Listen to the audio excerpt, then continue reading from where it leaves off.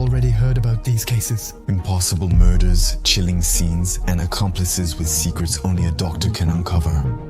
A teenager who kills his family and eats part of them. A young woman murdered, found years later thanks to a forgotten fingerprint. Terrorists shot down after a bloody manhunt. Crimes disguised on burned, mutilated, unrecognizable bodies. Amid all this, a man sees what others can't and reads truth in the wounds. Today we have an extraordinary guest, a forensic doctor for decades, an expert for the courts, a direct witness to the worst tragedies. He has autopsied bodies, analyzed wounds, and revealed hidden truths. He shares the most remarkable cases of his career and what he found inside those bodies. Make yourself comfortable, turn off the lights, and get ready to discover the truth hidden beneath the skin. Welcome to StoryCube, Forensic Medicine and Gruesome Crime Special Edition. He'll say he wanted to kill everyone and had a mission to accomplish.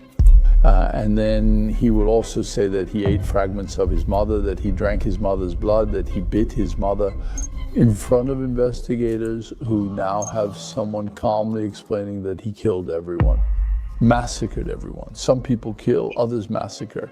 So he goes to pick up this lady who has a small job as a cleaning woman. He goes to pick her up after work. He kidnaps her, he takes her to a spot, again a bit out of the way. He's going to stab her savagely. A heavy blow to the back, a deep stab. He drives the knife in. He pours gasoline on the dying woman and sets her on fire. I remember taking out a trunk in which there was a body, the body of a person, in an upscale spot next to Stade de France. Hello, welcome to StoryCube. Today we have a special guest, a forensic doctor. He has closely witnessed major French cases for decades. A court expert and former head of multiple forensic medical departments, he now shares his experiences in a fascinating book. We'll have the chance to talk about it again. Bernard, welcome to StoryCube. Let's get started right away. Your book covers many cases and stories. There's one case I found really interesting. It's the Kevin Clabaux case. So apparently one day a family is found dead in Oise. The bodies appear to have bite marks. What really happened? At first it starts with the father coming home and he comes face to face with a character from a horror series who is completely dressed, made up all in black, wearing a mask and holding a machete. Anyone who attacks him will face a tough fight. He'll recognize his disguised psychotic son who attacks him with a machete and gets hurt. So it's his son who's in disguise? It's his son, and he manages to get rid of him, but he's badly injured. He bandages himself as best he can. And the first thing he sees in the next room is a woman in the bathtub who is destroyed, massacred. He's still badly injured. He calls for help, is brought in, arrives at the emergency room in a panic and asks what happened. It's horrible. My son has gone crazy and killed his girlfriend. I saw it. It's a nightmare. He tells him, no sir, you need treatment, etc. So we managed to treat him. It's really impressive. Do we know what the girlfriend died of? The girlfriend, exactly. Obviously, on one hand, there's someone who's a crime scene since he was attempted murder, still alive in the emergency room. And then we go to the field, of course, with the medical examiner, with me. And there, we're going to discover the House of Horrors. The House of Horrors, why? Because there is on the ground floor. There's the body of this woman in the bathtub, which is absolutely destroyed. The father identified her as his son's girlfriend. Seeing her like that is horrifying. There was a knife that ended up breaking. That's how many times he stabbed. He broke a kitchen knife, a big kitchen knife. And then actually the body isn't his girlfriend's, it's his mother's. That is, the injured man didn't recognize his wife. She's so destroyed, so beaten, so deformed. Not only was there this brutality, but on top of that, the body was washed. She's in the bathtub. So he really attacked her, hitting and destroying her face with a knife and hammer. And he washed her. That is, he washed her? He put her in the bathtub? He bathed her. Do you agree? Completely crazy. That story, we're in total wowie. So we also go up to his room. And there, on the first floor, there are writings. There are completely crazy writings. The kind that threatens to go after his neighbors, his high school friends. What's it written on? In a notebook? It's written down in a notebook, a letter, and scribbled notebooks. There are these creepy characters from horror movies who are there, including the machete killer. And then in another room next door, there's a body, that of a young child, a preteen boy, and it's his brother. And there, for him, he threw a blanket over him and killed him with a machete with wounds that are extremely deep. So a second one? Second death, with brutality. And this brutality is even worse because they found bite marks on the body. That's completely crazy. There's a staging to this death. There's the fact that he prepared them, that he almost cut off one of their heads.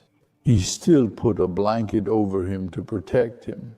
He put a blanket back on? He put a blanket back on to protect him. He washed the mother, he waited. And then, so we'll get to it. Everyone is very panicked. We're going to protect everyone who's on the list. He just killed 2 people and almost killed a third. He comes out with a machete. We're waiting for them as police and gendarmerie spread out everywhere. Yeah, I was going to say, haven't they found the guy? They haven't found him, he left. We're processing this crime scene. We're on the first floor, and then we hear a little noise. Noises, door noises. We think, hey, there's someone there. What's there? No answer. Then we keep processing the crime scene. Second day, there are already 2 surprises coming. The first is that we realize everyone is still running after this guy who disappeared into thin air. We notice that there are some extra little drops of blood that have appeared, and that the little noise we heard was the killer coming back.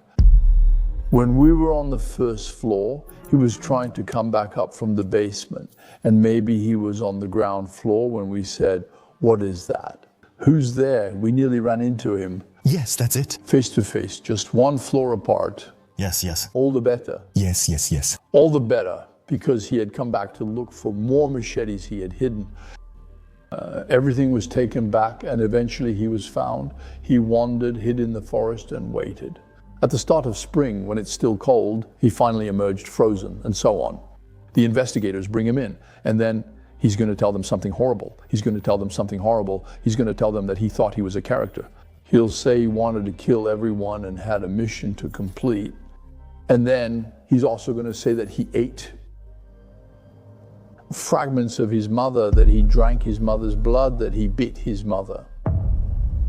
In front of investigators who are seasoned veterans in criminal cases, we put him, and who there were. Someone who is calmly explaining that he killed everyone, massacred everyone. Massacred, huh? There are people who kill, and then there are people who massacre. He was relentless. It lasted for a while. Not only did he massacre them, but because it was a setup, his mother was still there. Or she was just about to leave when he attacked her. And then he waited all day for his little brother to come home from middle school, then for his father to come home even later, still waiting patiently, machete in hand, for someone new to arrive. The character really concerns us. And Kevin Clabaux, he's still in a unit for difficult patients, the UMD, because obviously we made it a psychiatric case, obviously. And one day he'll be released with treatments that we hope will be effective, but he's a disturbing character. Do we know if this guy had a history, or was this his first incident? Well, he had some kind of depression, and then his first teenage depression. They said it wasn't too serious. Still, it gives us an idea about psychiatry. Sometimes there are things that are really quite violent, and this entry into schizophrenia happened with an imagination with characters. And he thought he was a killer. He thought he was a killer. He thought he was the masked killer with the machete, and he completely lived in that. So with the aspect of living in his own bubble, but in that bubble, he totally lost touch with reality. And his delusion takes time, because it's been years and years. It takes a long time for him to calm down. Fortunately, he hasn't come out yet. I'm afraid to see him come out. Yes, I'm not surprised. In the end, did his family suffer or die instantly? These are always very painful things to talk about, but we know it. There are signs suggesting an agonizing phase occurred. Okay.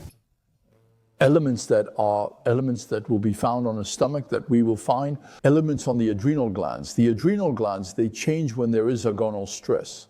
And this, what is it? Above the kidneys are glands that secrete substances like adrenaline. When you're under stress, it's going to raise your blood pressure and so on. When we're under extreme stress, they get depleted. They get excreted so much that they end up a bit necrotic inside, a bit emptied out inside. So they have an appearance that will clearly show us there was traumatic stress, stress in the physiological sense with stress hormones that were released. And that means there was a period of agony, a period. Okay. So the person didn't die immediately. For example, someone who has a massive heart attack doesn't have time. It's a matter of seconds. Someone who takes a bullet in the middle of the forehead doesn't have time either. Yes. It stops right away. And here, on the contrary, you have elements of agony, of suffering. So here as well, in the scenario, over time, that's going to be very important. So that means the author kept attacking someone you could still help. That's right. You see, the people who were strangled, you'll be able to say it lasted. Strangling someone takes minutes. Yeah, you always see in movies that they strangle someone in a few seconds. Just like that, they stop breathing. In real life, does it really happen like that? No, it takes minutes. Oh, it takes several minutes? It takes minutes. It's 2 or 3 minutes. You have to press for 2 or 3 minutes so that... Press for 2 to 3 minutes, you see someone who really needs... there's terrible violence in these stories. And that kind of violence, especially those strangulations, we see them in violent situations, often in living people, because it was released quickly. And we see it a lot, a whole lot, in domestic violence, which is still the majority of the violence we see today. The next case in your book is the Angélique Dumais case, which is a bit older. It's about a young woman murdered, and not in the 1990s, whose killer remained unidentified for years.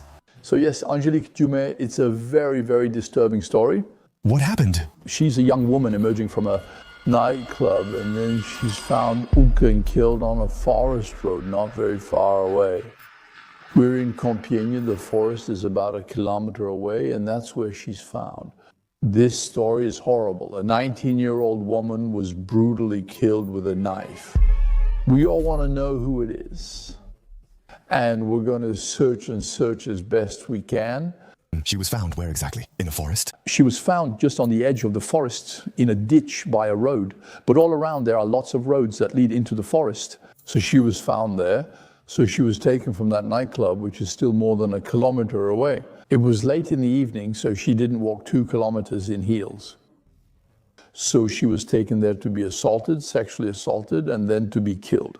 It's shocking. Everyone wants to know the name of the culprit, and then nothing. So they do DNA testing. We're at the DNA stage. They do DNA tests, take samples, but this DNA doesn't match anything. Not any known perpetrators, but there weren't any databases at the time. And the family will fight, the lawyer will fight, saying, we need a database. They still found fingerprints, but they just didn't know who they belonged to. Of course, because fingerprints have to be compared. If we don't have them, if we find fingerprints from someone who's never been in the system...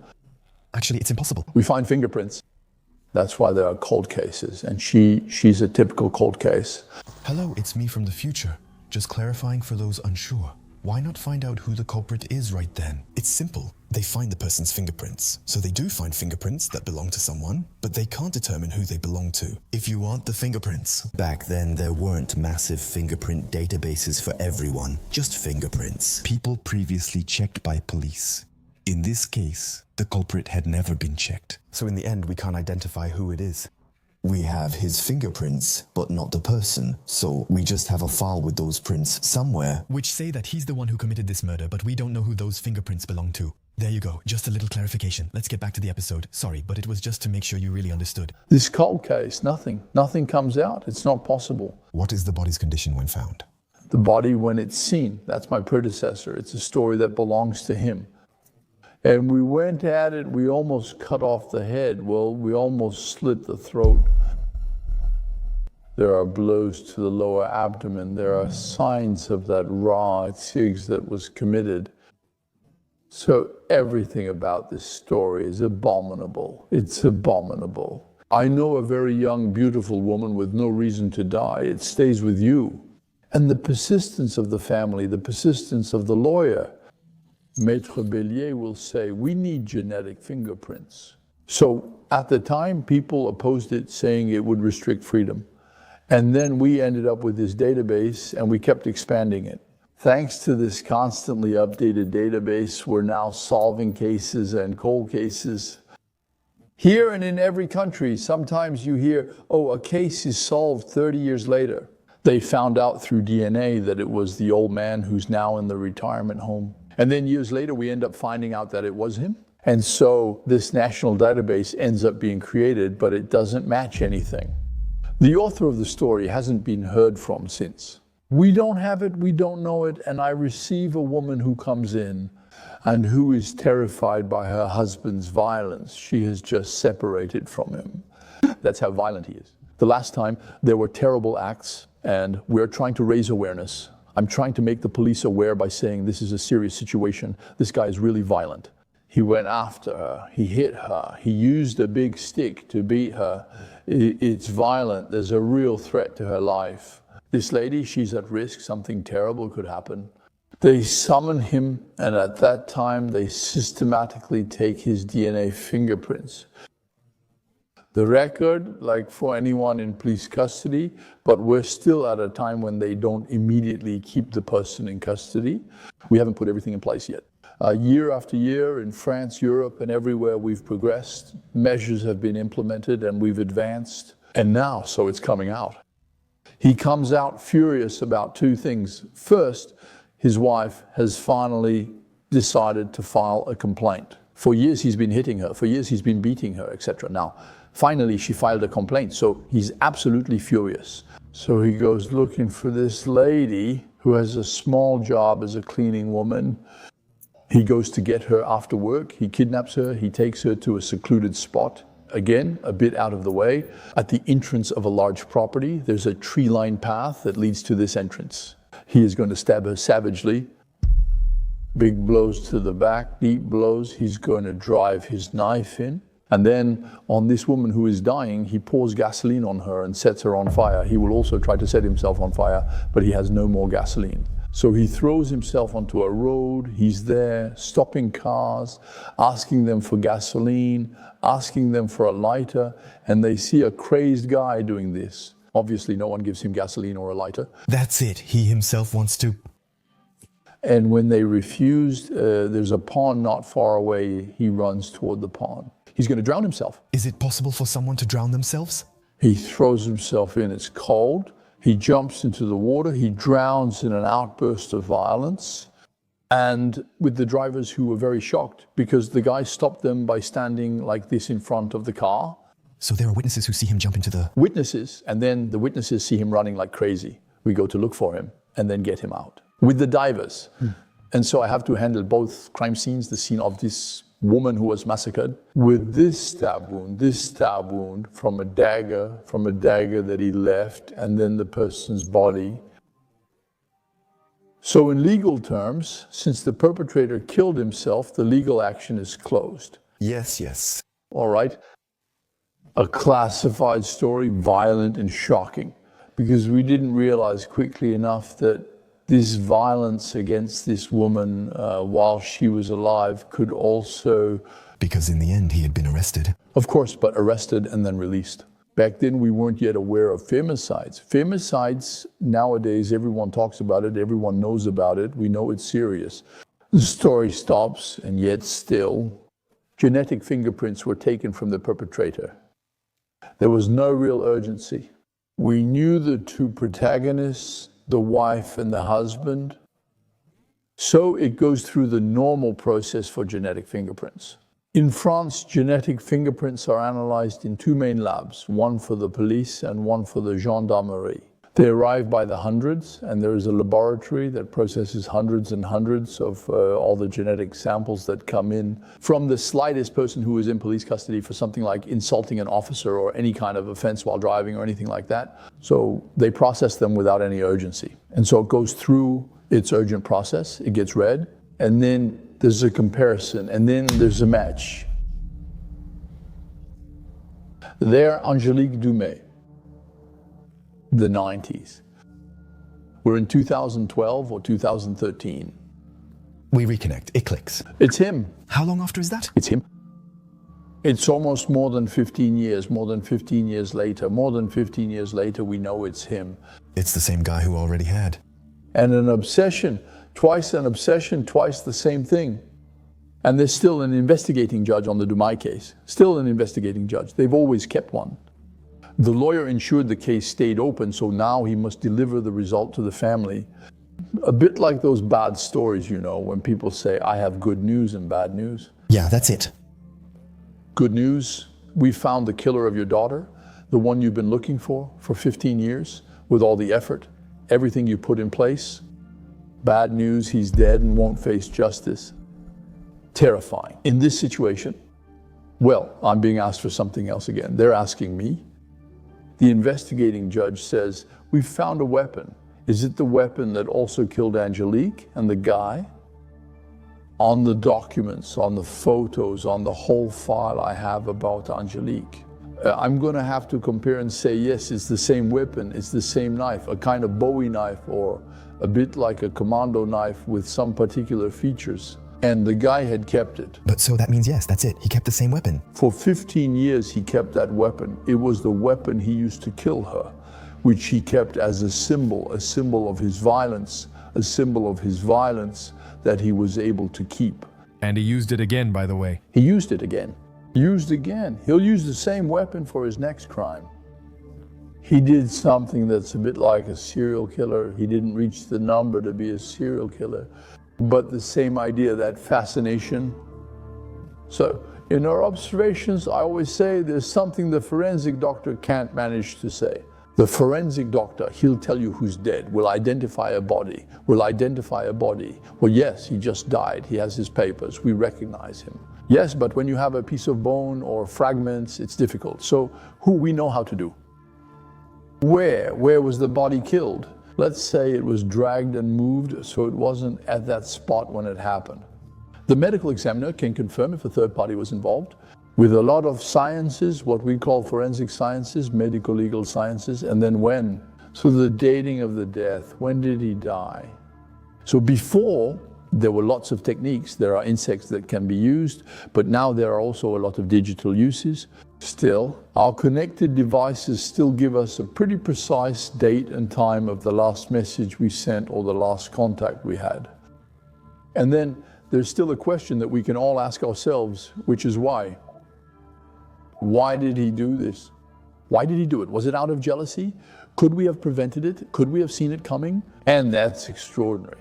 And that opens up everything, all the imagination of novelists, crime writers, or professionals. More professionals are starting to write, saying they have a reason to share, which is true and interesting. We don't even know why, actually, he did that to Angélique. That's it, okay? Absolutely. And that why? What did she represent in his eyes? What did she embody? Even though he didn't see her, now that we know who the author is, he wasn't at the party. A party takes place, there's a little lover's quarrel. For a long time, the boyfriend was suspected, with people saying it was his fault and he waited for her afterward. No, he has no reason. He finds her like that and he's just going to be a predator. Just be a predator. And why did he have this way of being a predator? We don't know if he knew the lover of... We don't know, that's it. But all of this raises questions for us that go very far into why a man can be a criminal. Well, you see, we're in debates that take us far. Does that mean he just saw it and acted on it? There wasn't even any... Well, we don't really know. It's terrible. He just saw it, just so. What was it about? Why was he there? Did he already have ambitions of being a hunter? Why is there this weapon, which is an aspect? So psychoanalysts will say it's a phallic symbol but in any case, there's something symbolic about it that goes beyond us and is extremely interesting. But that will be later when I try to write about the reason why. You also talk in your book about the Charlie Hebdo attack and the end of the Kouachi brothers. How did the manhunt for those two brothers finally end? First came the Charlie Hebdo massacre. What happened? With the Kouachi brothers planning to shoot much of the Charlie Hebdo editorial team. They come in, they shoot the bodyguard. They had a bodyguard who was a police officer, And then they shoot a good number of journalists who are there. They leave, and How many people were inside approximately? they are a whole editorial meeting. There are at least 20 people present. They leave and jump into their car. They kill a police officer who tries to intervene. They try to shoot at a police car, which is forced to back up, and they take off in a kind of wild chase. They leave Paris, they take Route Nationale 2, they head east all the way to Reims. Police are instantly notified that there's a... The police are alerted right away. Panic spreads. Politicians will be the first to arrive and show up immediately. After Charlie Hebdo, we see the Paris City Hall, the ministers, everyone comes to the scene. It's terrible. Charlie Hebdo, his journalists were massacred. It's freedom of opinion, it's freedom of expression that was killed in the name of Allah Akbar. And so they're going to leave them there in their blood. And then they go off in this crazy chase. People are looking for them, trying to find them. So they head towards Reims. They always come back a bit by this road, this National 2. There start to be roadblocks. They take cover. And then there's a kind of excitement between Oise, Seine-et-Marne, so the greater Paris area. We're looking for them, we're searching everywhere. They managed to hide, we don't really know. They robbed a gas station, and then they continue their escape. As they continue escaping and head back to Paris, where at the same time, a hypercacher is being attacked by one of their accomplices, who has taken people hostage, who has shot people, who is holed up in this hypercacher store at Porte de Vincennes. So he's cornered. The Brigade de Recherche et d'Intervention and Recherche, Assistance, Intervention, Dissuasion are there. On the other side, there are the gendarmes. Everyone is on edge, including... So they're hiding like that in a... They're probably hiding in a big forest, the Retz forest, which is huge, and then they come out. They leave the next day, heading to the Paris region. All of this is just a few kilometers away, so they come back, they get stopped at a roadblock, and they shoot. And they keep going and end up hiding in a printing shop, barricading themselves in a printing shop in an industrial area. They're really trapped since it's the first building there. They're squeezed in and they barricade themselves in there. Are there people in the printing shop at that moment? There are people in the printing shop. There's the boss, and then there's his worker. And the worker, he's going to spend all his time hidden in a closet, doing nothing, not moving at all, the closet under the kitchen. And he doesn't move with the other two crazy guys. And the boss? Do we know what he's doing? And the boss, he's here. He's being held hostage, but they don't blame him. And they're waiting and they're trying with negotiators with everyone. The whole area is on lockdown. We don't know. There have been deaths. There was shooting. So there are emergency services, the emergency medical services. Everyone is mobilized. And behind the coroner, who is unfortunately waiting for the end, we expected many victims. So you can see the commotion that lasted for 48 hours. And then at some point, they decide to go out. They're going to go out. They're going to go out against the Groupe d'Intervention de la Gendarmerie Nationale. The Groupe d'Intervention de la Gendarmerie Nationale is in position. They've just taken their positions. They come out, they shoot. Why are they coming out? They charge at them. They charge like that. They know they're caught. We're surrounded. Snipers everywhere. They'll come out and fire in bursts. And not for long. Since there's a warning shot fired by the Groupe d'Intervention de la Gendarmerie Nationale, both the snipers and the shooters who are right there, just a few steps away, in close contact. A guy who comes out like that, armed with an assault rifle, firing in bursts. And then the shooting stops. The shooting stops at the same time. The assault is also launched at the hyper-caché by the Brigade de Recherche et d'Intervention, the images we've seen over and over again. So there are two. Two sites in Paris, really filmed, and then in Dammartin-en-Goële. Dammartin-en-Goële, so the greater Paris suburbs, well, I step in, since at that point we have to do the examinations, remove the bodies, intervene at this scene, which is very particular because there are 2 people dead from gunshot wounds. Yes, but the shooters, they're not standard shooters. It was the National Guards who fired, who had to shoot them because they were running at them, shooting, they fired in bursts. So he has cartridges around him.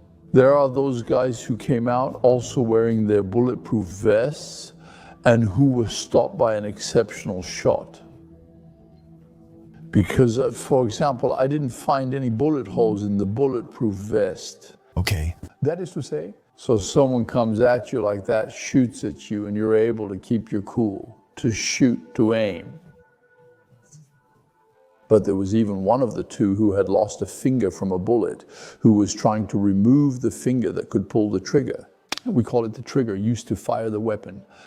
So it was right to the end to try that. If he had just been wounded like that, we could have caught him and brought him to justice, since that's what he went with. And then, since they are truly furious, they're firing 2 warning shots that are remarkably precise. The groupe d'intervention de la Gendarmerie Nationale doesn't miss its targets. Where do they shoot then? They fired. Warning shots usually go straight to the head. So, what do you find at that moment? So we find all those injuries, and then we find their equipment. There's a real war scene here. One guy goes out in a bulletproof vest, and we even find grenades on a body, because they weren't all naked when they went out. How do you feel about it when things like that happen? Well, at the same time, you're just doing your job, then suddenly you're in over your head. It's going to be A few days later, a major demonstration brings people together in Paris, followed by protests across France. I am Charlie, so it's a huge movement. So you're caught up in it, and you have to be very professional. Yes, of course. Because there's no room for feelings. There's no, you have to be there. You have to bring the facts. You know, that's also an answer behind it. That reveals much about violence in society. And then it will tell us a lot, because after them, well, there will be the Bataclan. After them, there will be things just as serious as that. So at that point, you're caught. And the only thing you need to have is professionalism. Don't overwhelm yourself in the moment. Don't think it's the case of the century or anything extraordinary. We'll discuss it later. But in that moment, you have to be as thoughtful and as useful as possible. That's how you take part a little and help a little. We are witnesses to the unspeakable. We are the first witnesses. We are the ones who see the farthest. We're the ones who get closest to the bodies. More than the forensic police, they'll leave the body to us. We will be the ones to take it, touch it, and experience something extraordinary. So that puts us in a different mindset. We shouldn't feel overpowered. We're not overpowered. We just have to be useful assistants, people who know. And then afterwards, we can think and understand a bit and have other elements. Are there other injuries or findings on the bodies, or not necessarily? No, on them we won't find anything. We'll find all the equipment, people who are who were going to war. So there wasn't a shot fired at people who weren't going into combat. Another case that I found really interesting to talk about, which we also discuss in the book, is the Diabolical trio. That one is pretty crazy, apparently. So it's a girl who lures rich men behind the scenes, and then they end up murdered. What's going on? So it's a story. Sometimes there are sensational stories. There have been diabolical trios, very organized. Here, it looks more like a trio that's a bit of a bunch of goofballs. There's a poor husband who's a poor guy who works at a racetrack, who does a bit of everything. And then a woman who has lovers she even brings home, and who even settle in the house. One of them is living in the house, so the husband goes shopping, goes to work, and the other one stays at home. Is the husband okay with that? Who stays? The poor husband. He's completely innocent in every sense of the word, a bit lost. The children are there. It's a kind of very strange life with the woman who is central, but who is nothing like a femme fatale. You shouldn't imagine her as being glamorous, but still she ended up attracting attention. She also has a third lover along with other passing lovers. So she has her husband plus? Yes. She connects with people on social media, then with her husband, who eventually gets on her nerves. He's too dull, he's too nice, he accepts everything. Having a lover living in the house isn't a problem. Having others come and go isn't a problem either. This guy is useless, he's uninteresting, but he has a life insurance policy. So still, we'll need a little bit of money. So let's try to come up with a plan. So they come up with a plan where they're going to take him. When you say they, so it's the woman. The woman comes up with a plan, probably with her main lover. And then they find the third one who just passed by saying, but yes, you have to help us. First they tried a guy, a strong guy, someone who works in security, who was also one of the passing lovers, to whom they say, by the way, do you remember the last evening? Yes, it was very good. But can you help us kill the husband? The guy says, oh, are you out of your mind? Oh, come on, that's enough. I'm blocking you. I don't want to hear about this anymore. What kind of crazy story is this? And so they come up with a plan where they're going to pretend that there's a car that's broken down. It's broken down a bit further ahead, so the husband will go along with it. Well, the famous car repair at 10 o'clock at night in winter when you can't see anything with his car lost in some corner. So they're going to kill the husband. The wife stays at home, sends the two like that. She says, yes, you have to go help them. Yes, go ahead, darling. And she stays at home? She stays at home. There are the children. And so they bring the guy. They end up beating him up. They end up strangling him. And then what to do with the body? They say, we'll bury him. Tough luck. They even forgot shovels, spades. So they have to leave the body and go get some shovels from one of the two. And where are they? To come back, they're in a place where there's a sand quarry, not very far from a place where there's a sand quarry. So they have the bright idea to say, hey, let's take him and bury him in the sand quarry. And they end up going over the sand quarry, dragging him, and they throw him in. And so the body disappears. And then they pretend that the car was destroyed by fire. We don't know why. They will also try to get the insurance payout by saying there was a car fire. And then the husband, he had to leave. He said to himself, yes, I'm leaving. So the story won't hold up for very long. Yes, I was going to say. So what's their version of the story? I didn't really... So the version, the woman says, my husband left. The other day she said, I'm not doing well, I don't feel good. He left, he had to, I don't know, I'm so worried. If only he could return, my poor husband, I've waited for so long. But it's so badly acted because they're really bad as serial killers.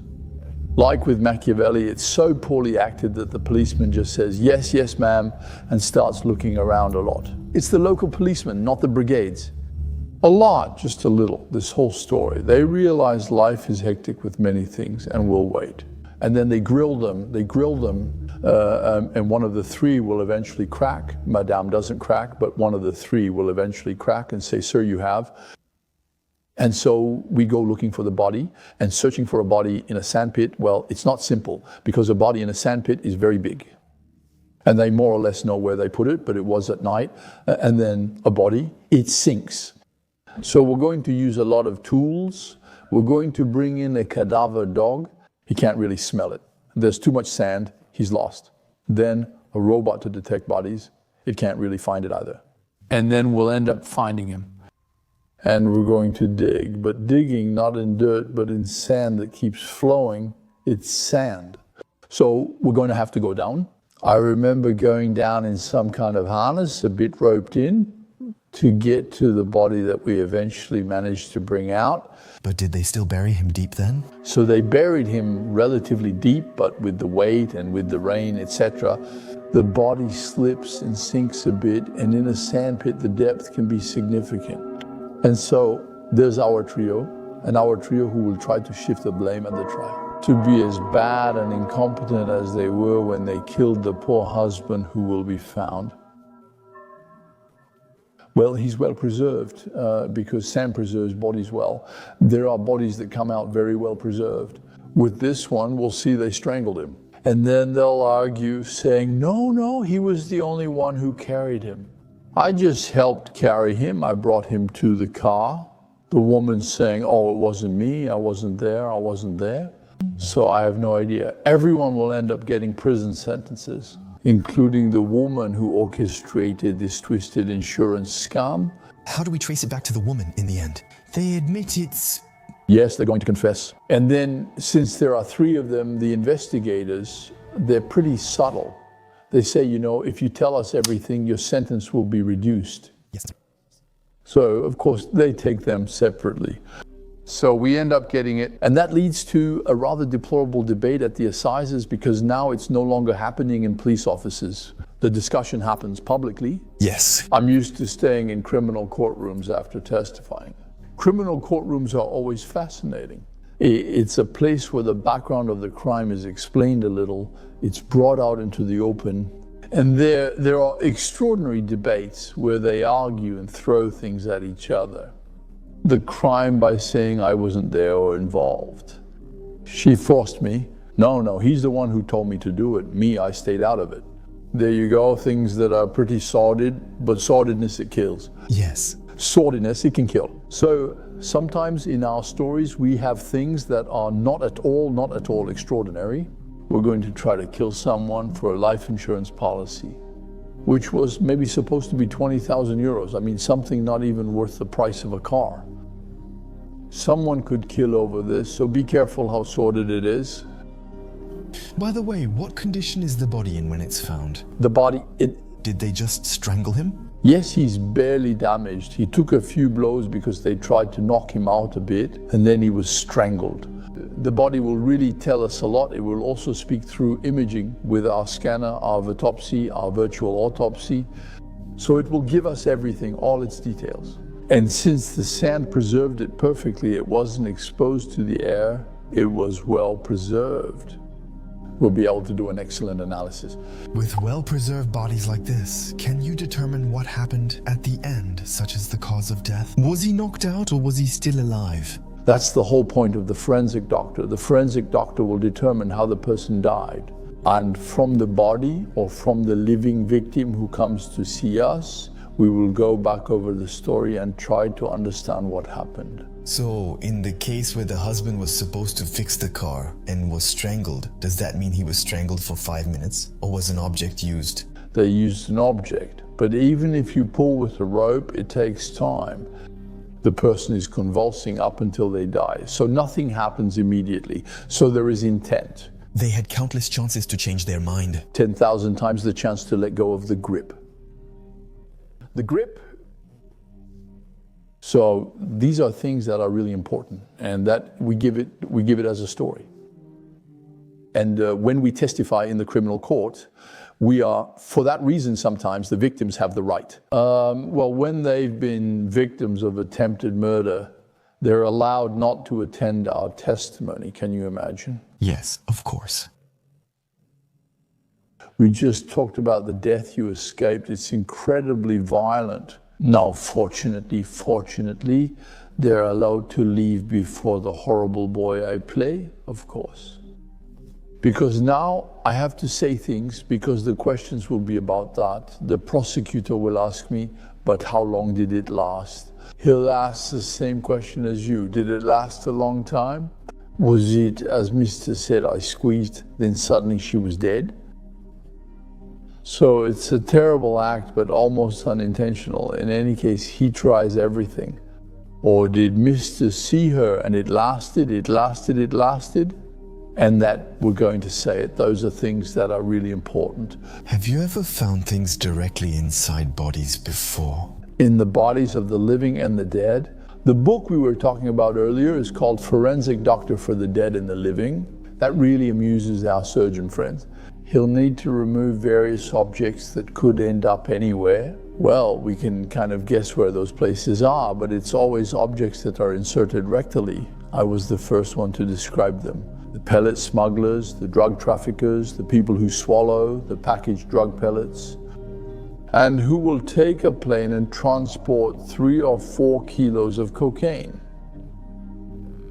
They're from South America, so they believe it. They're called swallowers, body packers, or body stuffers, depending on the classification. And with them, we find huge quantities of ultra-pure products, and they arrive with all sorts of things and extraordinary characters. It's crazy. You mean they swallow the stuff to transport it into a country? They swallow. And then they spit it out? Afterward, the network takes them back in hand, and we wait for the product to be eliminated naturally.